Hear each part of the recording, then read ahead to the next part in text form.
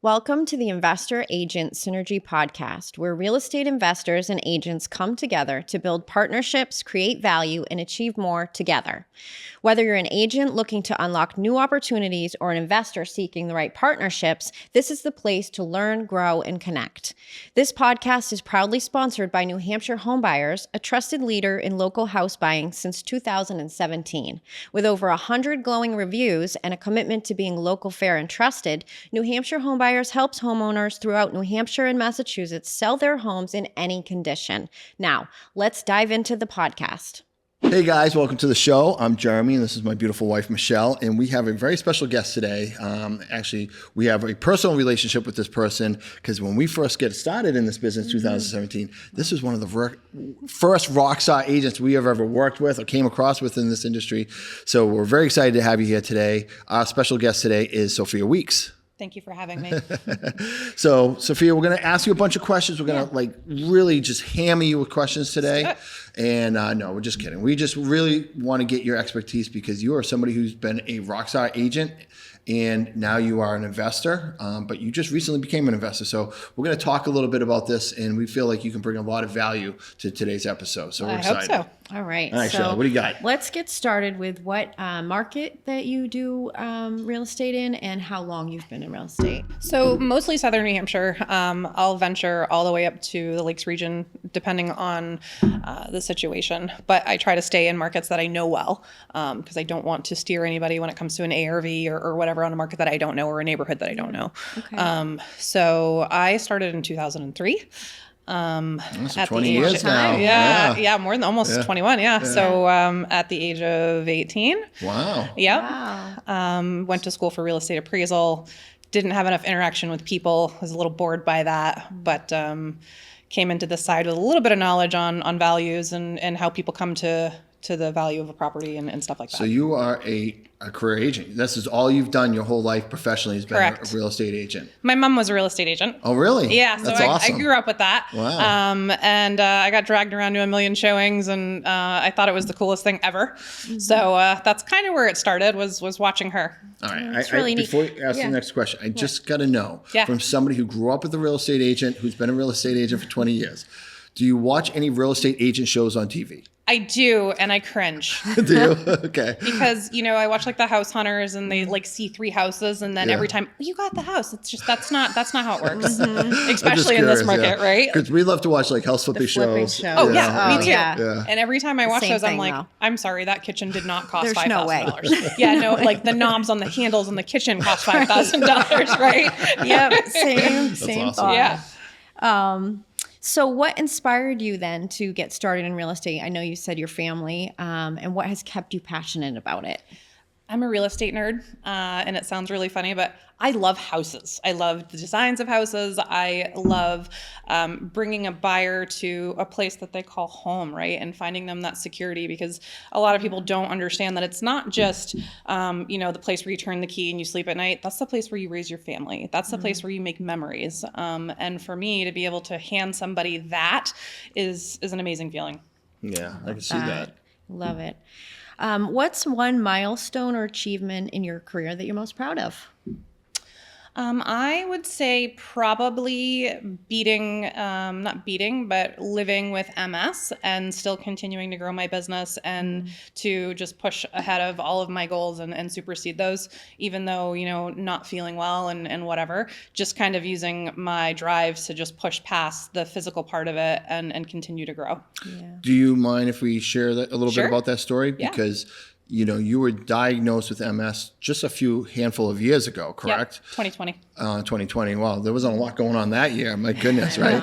Wow. I had a grandmother that had MS, and I saw what that does to somebody, and it's really, really tough. Mm-hmm. And you're in a position where you have to be out and about in people's houses, especially as a buying agent, listing agent, like. You're not able to, I'm sure you worked from home some, but you're out and about. And that's challenging when you have MS. It is, for sure. So can you share a little bit about what it was like for your journey to overcome all that?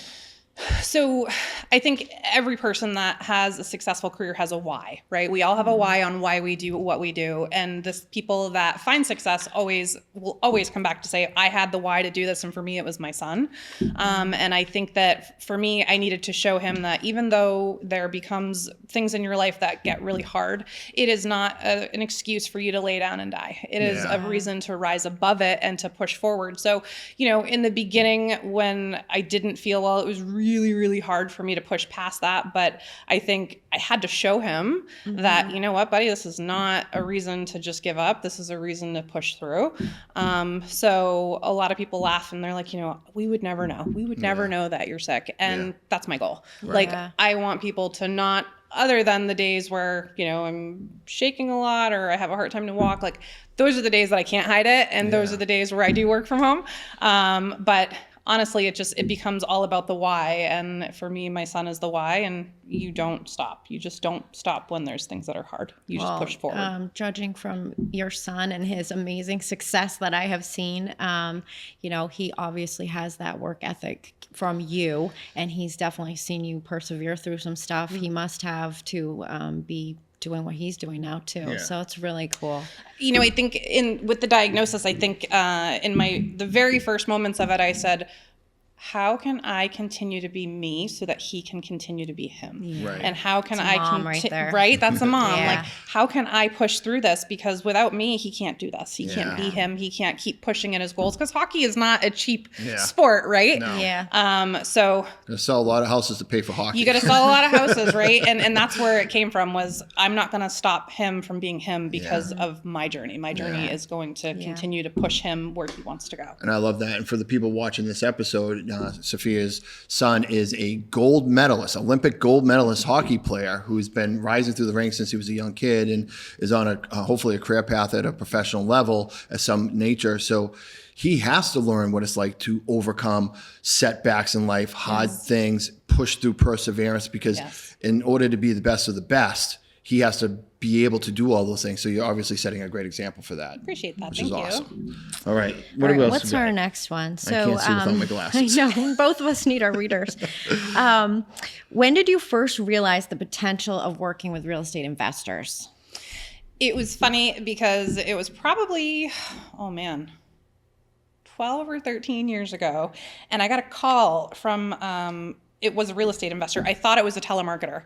And, this person's like, well, how would you feel, if you worked with us and can you help us with these values? And what if we could give you listings? And I'm like, listen, I don't have time for this. I don't want to talk to you about this. How much does it cost? He's like, no, wait, like, don't hang up. And I'm like, I'm listening. And he's just like, hey, I'm a Massachusetts guy and I'm coming up into New Hampshire and you seem like you know what you're doing. Can you help me with these values? And I'm like, and what is the catch, right? What's the catch? And he's like, no, I just kind of need your brain. Like, can you help me to know what values are what? Because this is not my market. And that was the We Buy Ugly Houses guy, who I still talk to, great guy. So that's kind of where it started. And when I started to watch the transformation on these houses from what they were to what they make them into, and to know that I was part of that, I was like, so this is cool. That's like, a lot of fun, this is really, really cool. I like this a lot.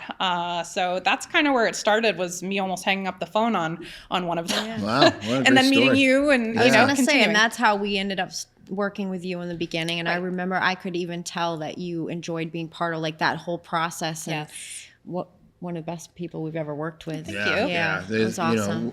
Early on in our career, we didn't know a lot of agents, but it was very clear that agents did not understand real estate investing side of things and values and all that stuff. So, you were huge part of our early journey and success for sure.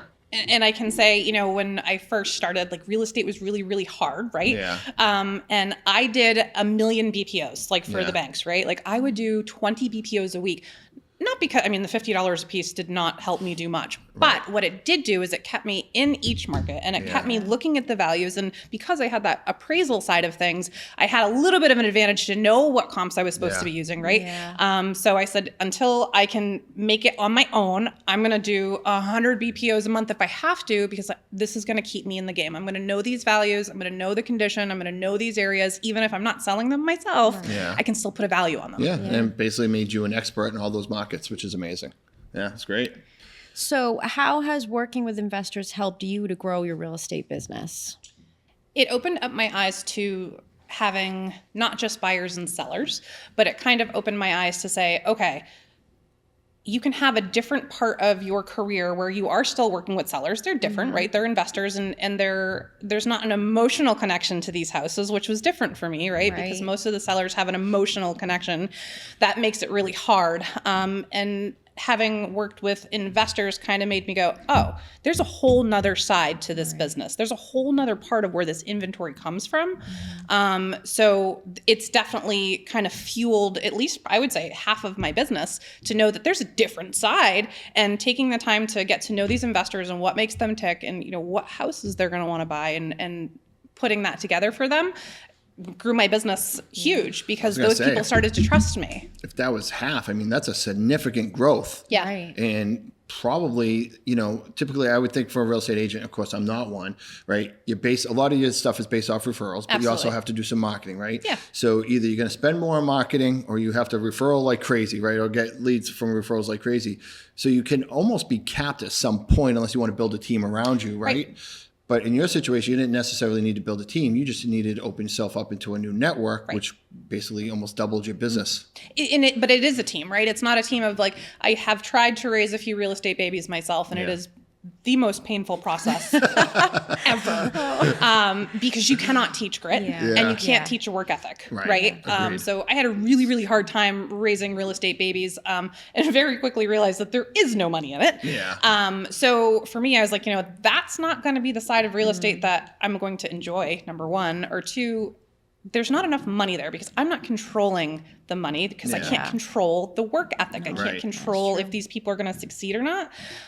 So for me, I kind of looked at the time I was putting into these people, and the, getting out of, it just wasn't, it wasn't working. So again, I went back to, if you want to do better business, it's on you, right? And from very early on in this business, I watched a lot of top dog agents, and I realized there was one thing in common with all of them. They built their business from the ground up by referral, because that was a steady stream of business. And, in the first year, maybe there was 2 people that came back to them, but the second year there was 4, and then there was 10, and then there was 20, because they did right by their client every single time. Those are the people that succeed long-term, because they see the importance of having a strong foundation in their business. Those are the people that keep going. It's not a fly-by-night. It's not a, I'm going to spend $10,000 a month on Zillow and get 1 million leads. Those are not the people that make it long-term, because those people are transaction agents. I am a forever, you're stuck with me, and a Christmas card, and I hope I get invited to your wedding agent, right? So I think that's different. And you make a good point, because I think of agents, right? You can almost remember every single agent that you worked with as a regular buyer, right? Buyer, seller, your traditional buyer, seller. Agents have such an impact on your life, right? You remember who the agent was who sold you your first house, helped you buy your second house, all those moments, and the people that become very personable or personal in your life. And so, I can see long-term having that referral aspect if you're that type of person, the top earners, because these people maybe sell 2 or 3 houses with this agent over the course of 10, 15 years. Because let's face it, everybody's selling a house every 5, 6 years these days anyway. So they don't think they're going to, but they always do. And I always laugh when they call. But life happens, right? There's the divorce, and there's the relocation, and more babies, and life happens. And it's a pleasure to be there when it does. That's awesome. That's awesome. Can you share a memorable deal you worked on with an investor, and what made it stand out? This should be a good story.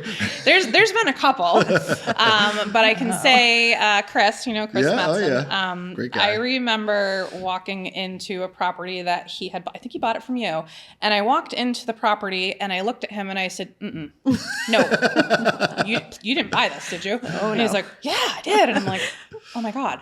In my mind, I was like, wow, I'm going to really have to pull out all the stops on this one. I don't know how there was that one, I think it was in Candia, and then there was another one that he bought in Goffstown, and it was probably the worst hoarding situation. I remember the one in Candia, and he made good money on that. He did, but you literally walked into the basement, and it was for Oompa Loompas.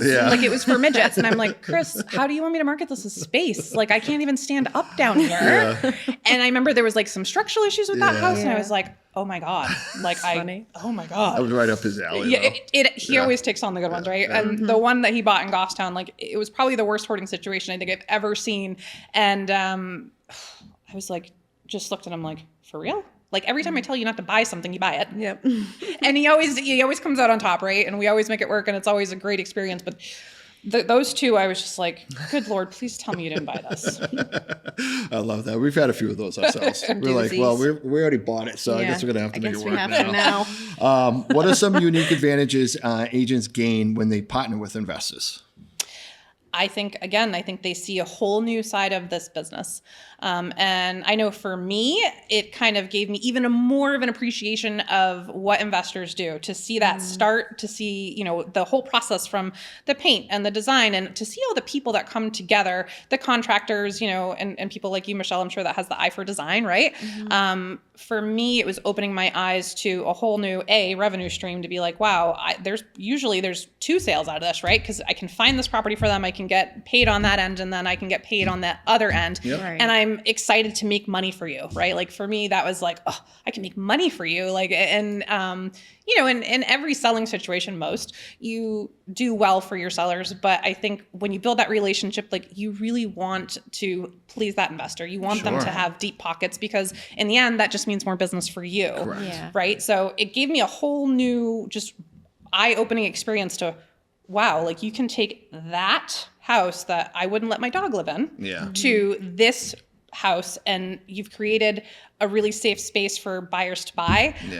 And you've given some inventory to a market that, most of the time doesn't have enough for those first-time home buyers, because most of the houses that we do or you do, they're first-time home buyer houses or empty nester or whatever. But it's such a small window for people, and usually budgets that are tough to do anyways. Sure. So it kind of opened my eyes to, wow, like there could be more inventory and more opportunity for me on making money with the investor side, but also providing inventory for the buyers that so desperately need it. Yeah. And let's face it, we can't have enough inventory right Never. now, especially in the affordability aspect of New Hampshire, Massachusetts. It's I ridiculous. also want to mention too, like I love what you said about you realize that it's like part of working as a team. Yes. It's the whole team that brings it from that, dumpy, messed up house to the beautiful end product. And like I feel like working with an investor-friendly agent like you is really, really helpful for us if we're flipping a house, because you understand, our budget issues. You understand what we're trying to,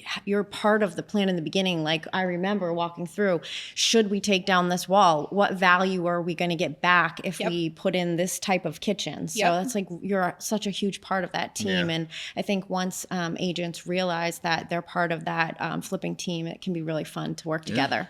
I think that a lot of agents see investors, not all, but there's a lot of investors that people see that are like, I'm not going to work with him because I'm going to put in 1 million offers. It's never going to work. And, in the end, it's not going to be a product that I'm happy with, right? Because there are some investors out there where when you walk through a property, you're like, yeah, this was not done. I wouldn't have done it this way. Or, the workmanship's not up to par. Sure. But I think when you can find that investor that has the same values, that you guys can really work together as a team and just say, hey, I don't think you should do this color LVT. I think you should do this, and here's why. When they take their agents' opinions and are able to really see the value in it, that is huge, because the end result is so much better when everybody is on the same page and it's one picture that we've all kind of painted together. Totally. The end result, it feels better, it markets better, it sells for more money. Because as agents, we are out there seeing the good, the bad, and everything in between, from regular inventory that grandma lived in for 50 years of her life to the, higher end house that maybe the builder didn't do a great job. Like we see everything in between. We know what's going to sell. Right. We know that maybe the corners you can cut a little bit, and we know the ones that you can't. That's where we really need your expertise, especially in the market right now. It's definitely, like we say, a buyer's market. And, certain things that maybe 5 years ago wouldn't have been a big deal with curb appeal or certain things like that, they really, really matter now. And so the partnership is really important, because we need that kind of advice to put out a great product. And that's what we call synergy. Yes. Agent investor synergy. That's why we're here. Absolutely. But you made a great segue for our next question. What misconceptions do you think agents have about working with investors, and how can they overcome them?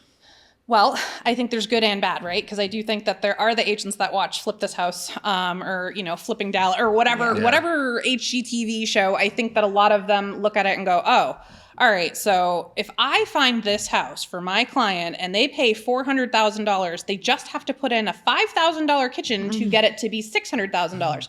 No. So I think there's the side of they don't want to work with the investors that are going to be sloppy, and then because that's a product that they're trying to not only sell, but it's a reflection of them and their agency of this is what I'm marketing. I'm marketing an overpriced house that's really not done well.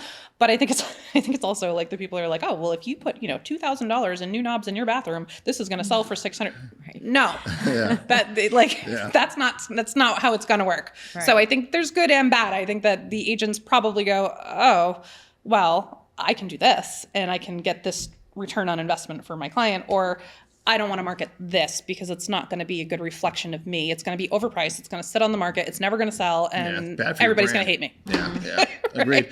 And I think on that note, I've seen with some agents too, because they watch the shows, right? They see all this high-end design, and they're like, well, if we came in and we just took down these walls and did all this and marble this and marble that, I'm like, great. When I go to sell this house, I'm going to have to bring $100,000 to the closing table. I'm not going to make anything. Yeah. Right. So as much as I'd love to do all those things, the hard thing about renovating these houses is being able to buy it at a price that's right. Yep. Put all the work that needs to get into it. And let's face it, once we start digging into work, there's always more work that needs to get done that kills the budget. Mm-hmm. And selling it at a number that is attractive for the buyer, for the retail side, and still to be able to make a profit. It's not an easy task to do. No. I think it's important to have an agent that's understanding where to market these houses, right? Yeah. Because oftentimes, in not just investors, but in all sides of real estate, there's the seller that's like, I absolutely need $500,000 for this house.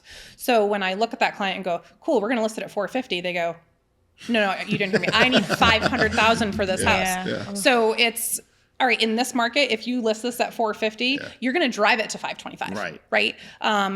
10 years ago, if you listed at $450, you're getting $425, maybe if you're lucky, and you're paying closing costs. Right. Yeah. So it's important for that agent to know, like, what does that market look like in that town? What is selling? Is it over asking? And what's the best way to market it? Is it to like fire sale it and get you all the money? Or is it to be more conservative and go, I know you need 500, let's do 489.9, maybe we'll get 510. Yeah. That part I think is super important. And you make up a good point because right now in this market, like every town is just different, right? So right now, as we stand here recording this in January of 2025, in Litchfield and Londonderry, New Hampshire, there's 3 active listings on the market in those 2 desirable towns. So if you bring a flip to that town right now, it's going to do really, really well. But if you bring it to another town, I'm just trying to think of another town, maybe like Salem that may has a ton of inventory for some whatever reason. Right. It may not be as strong. Manchester. Right. Manchester. Yeah, for sure. Yep. Love that. All right. What do you think makes a great investor-agent relationship? Trust. It's fair. Trust is the big one. I think that the agent needs to trust their client when they're saying, hey, this is what my budget looks like. Yeah. And this is where we need to be. So, but I also think the investor really has to know and trust their agent's ARV. Yep. I think they need to really trust their agent when they say, you can get away with doing laminate in this kitchen, you don't need granite, or hey, this neighborhood, we need a high-end LVT and we need, granite or quartz. Right. Yeah. It's a trust thing because it all comes down to the bottom dollar. Everybody at the end of the day does this because they want to make money. Sure. Right. But if there's not a trust in the relationship and in the value from your agent or in the budget from the investor side, and especially I think if the agent's involved from the very get-go, hey, you can pay anywhere between $225 to $240 because in the end, this neighborhood's not going to warrant granite, or it is. Yeah. So being able to have that trust with your investor from the very first time you even look at a property to do an ARV to the very end where you're like, hey, you know what? This inspection issue came up. I know you don't want to do it. Let's do this. Let's do that.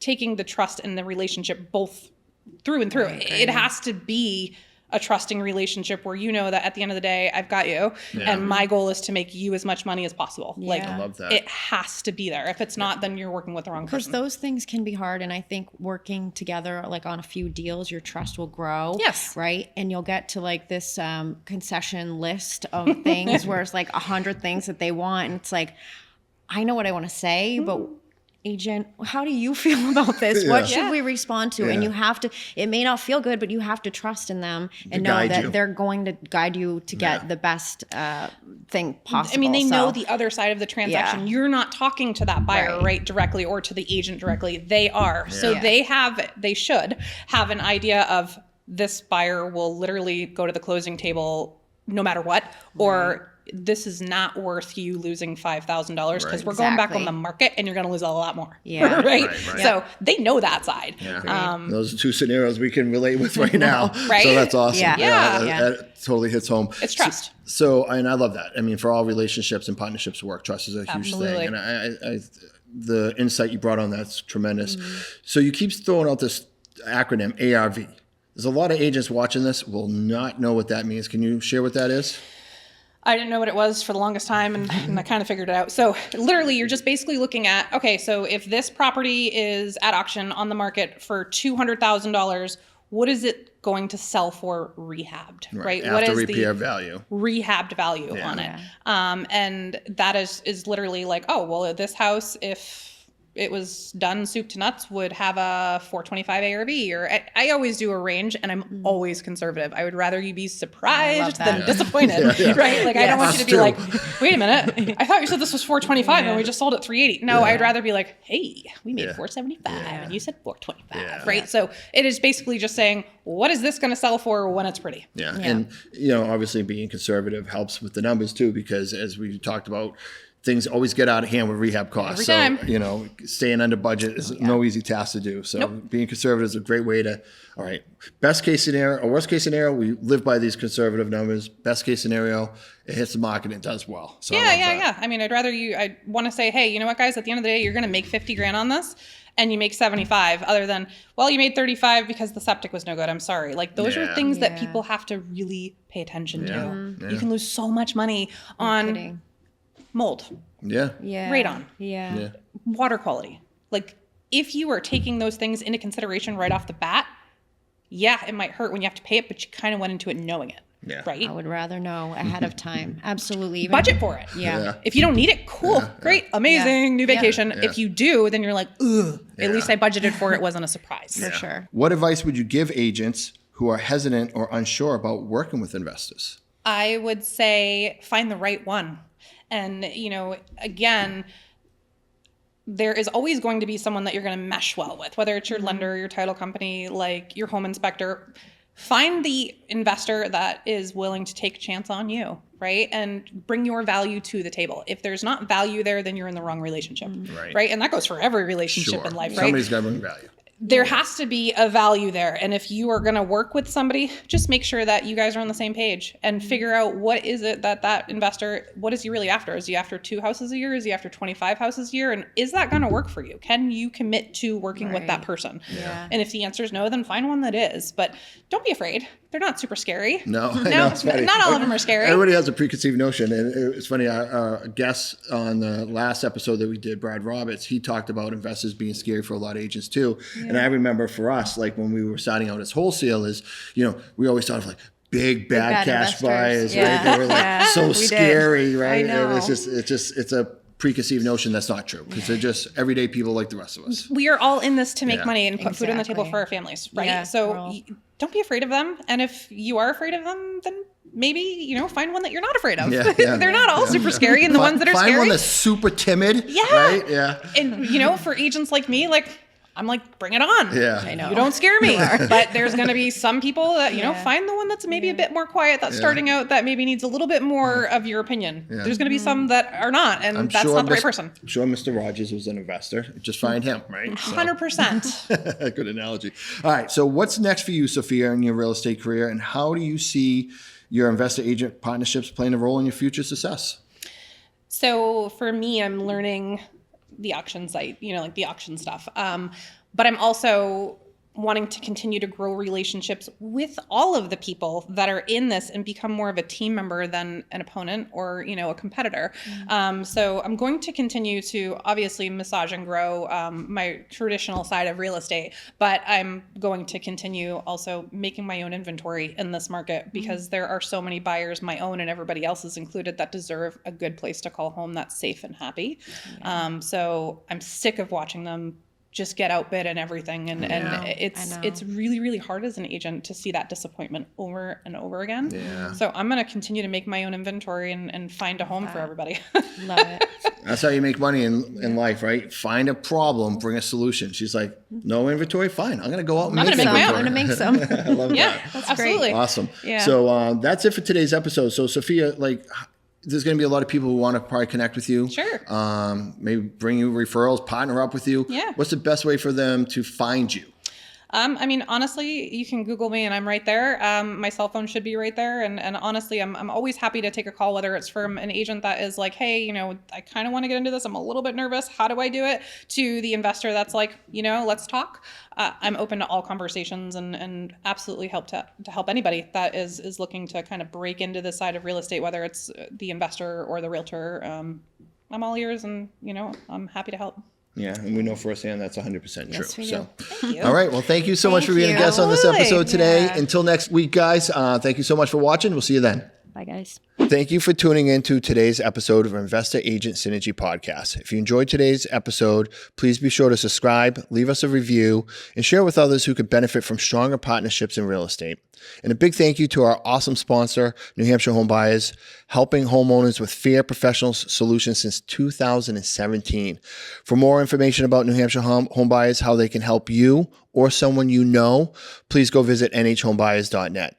Until next time, remember, success in real estate is better together. See you on the next episode of Investor Agent Synergy Podcast.